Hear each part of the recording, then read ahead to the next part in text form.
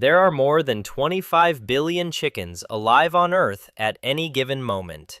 We eat them in almost every form imaginable, from home dinners to fast food, often without thinking about the animal at all. Now try to remember the last time you saw a crow on a menu.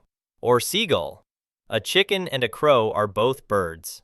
Both have wings, bones, muscles, organs, and skin. In the most basic biological sense, both are meat. So why did one become the most eaten animal on the planet, while the other became something humans almost never touch? The answer starts before taste. It starts with what the bird eats. A chicken is basically a walking food converter. Give it grain, seeds, insects, and enough time, and it turns cheap calories into eggs and meat. It grows fast. It can be bred in huge numbers. It does not need to hunt. It does not need another animal's body to become food itself. That is why chickens, turkeys, ducks, geese, and pigeons became human food. They fit into human systems. They could live near us. They could eat what we had. They could reproduce under our control. A crow is different. A crow is not a farm bird that happens to be black. It is an intelligent, suspicious, problem-solving wild animal. It opens trash. It eats carrion, roadkill, garbage, baby birds, human leftovers, and almost anything else it can figure out how to use. That makes it brilliant. It also makes it a terrible candidate for dinner. Because an animal's meat is partly a record of its life. A chicken raised on controlled feed is predictable. A crow from a city rooftop is not.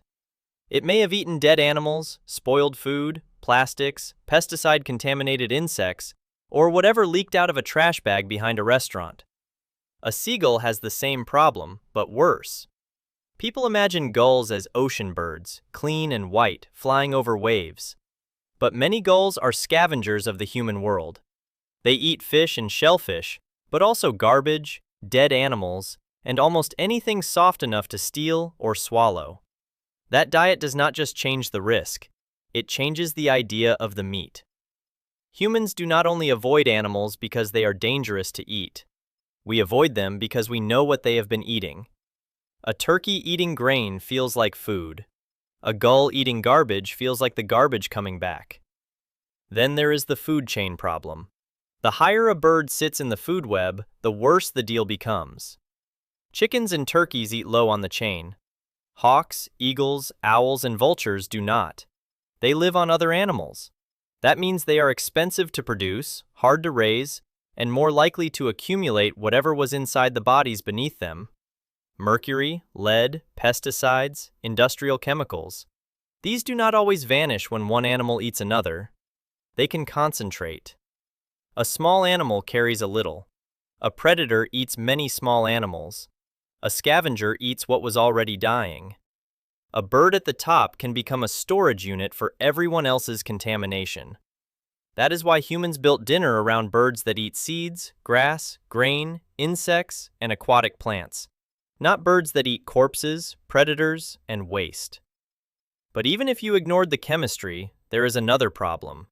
Predatory and scavenging birds are bad business. A hawk does not want to stand in a pen and grow fat on corn. An eagle does not calmly join a flock of 10,000 identical birds bred for breast meat. A crow would spend half its life escaping, stealing, testing locks, and remembering the face of the person who tried to cage it. Domestication is not just capturing an animal. It is finding an animal whose biology already leans toward being kept. And then culture turned the biology into a rule. Across many societies, the birds people avoided were often the same kinds of birds. Carrion eaters, birds of prey, birds with talons, birds associated with death, waste, or battle. Eagles became symbols of empire. Ravens became omens.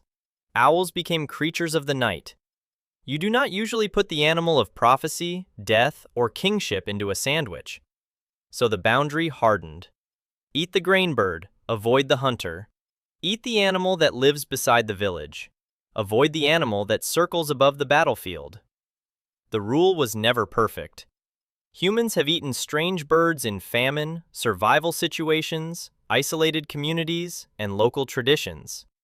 People have eaten gull eggs, game birds, pigeons, and almost anything when hunger gets bad enough. But hunger is not the same as cuisine. The birds that became normal food all solved the same human problem. They were efficient, controllable, predictable, and clean enough to trust. The birds we avoided carried the opposite message: too wild to control, too risky to trust. That is why chicken became dinner and crow became a warning. Both are birds. Both are meat. But only one was built by diet, behavior, biology, and history to become food. The other was built to survive around the things we throw away.